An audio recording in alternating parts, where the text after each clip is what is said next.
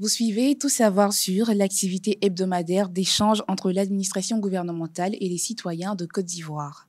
Sur invitation du CICG, aujourd'hui 15 juillet 2025, nous avons dans cette salle et sur ce direct le lieutenant-colonel Samassi Ali, directeur du pôle technologie et opération de l'ANSSI. Pour ceux qui entendent le nom de cette institution pour la première fois, eh bien restez connectés, car on parle justement d'incivisme sur Internet et nous commencerons avec les propos liminaires du lieutenant-colonel Samassi. L'ANSSI, c'est l'Agence nationale de la sécurité des systèmes d'information.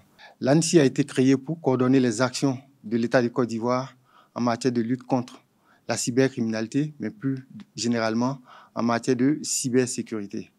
L'ANSSI a en son sein des centres techniques qui sont tous engagés dans la lutte contre la cybercriminalité. Ces centres techniques sont la plateforme de lutte contre la cybercriminalité, connue communément par PLCC, la Côte d'Ivoire Computer Emergency Team, C7, le Centre de fusion et d'analyse des données, le CEFAD, et enfin le Centre de lutte informationnelle sur Internet.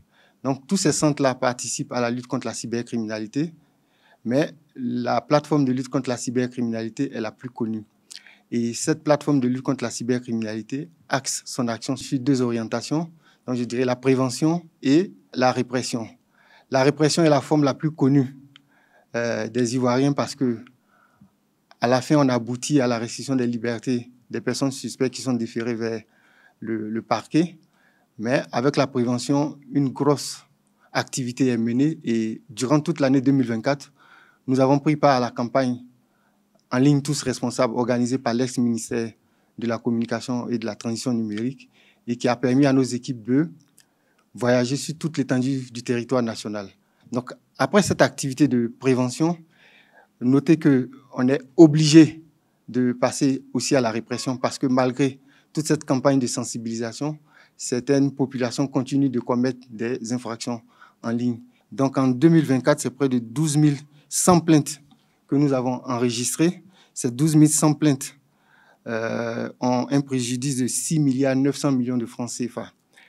Alors on pourrait se demander pourquoi ce nombre élevé de plaintes au sein de l'ANSSI pour les questions de cybercriminalité. On va juste se limiter sur les 5 premières infractions qui sont les plus connues. Donc la première infraction, c'est l'atteinte à la dignité humaine. La deuxième, l'escroquerie sur Internet. La troisième, l'utilisation frauduleuse d'éléments d'identification de personnes physiques et morales. Et l'atteinte à l'honneur et à l'image. Et enfin, la spoliation de comptes mail ou réseaux sociaux.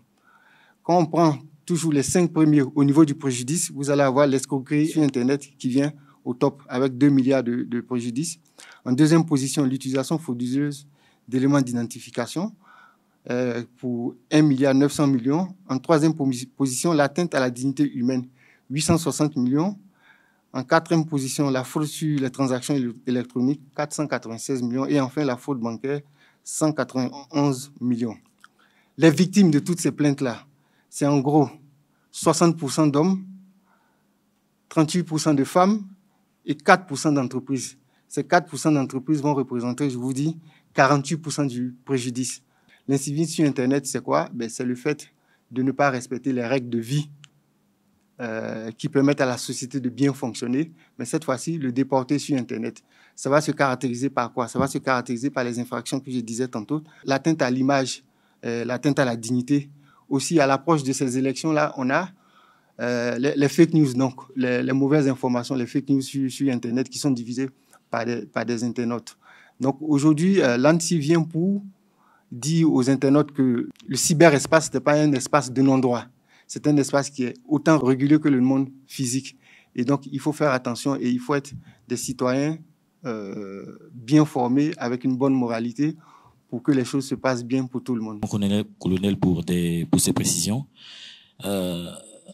Est-ce que votre structure a la possibilité de s'auto-saisir quand il y a des dérives sur Internet? Il y a une deuxième question qui suit, excusez-moi.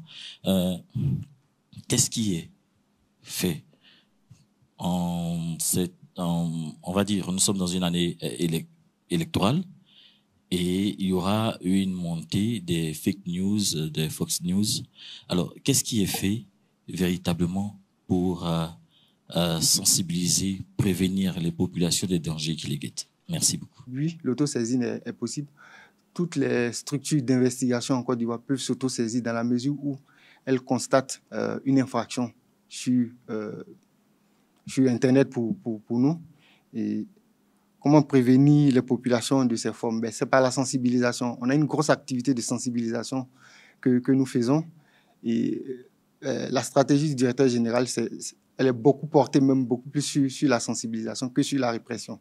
Mais sauf que, voilà, malgré cette sensibilisation, on va toujours rencontrer des internautes qui continuent de commettre des infractions.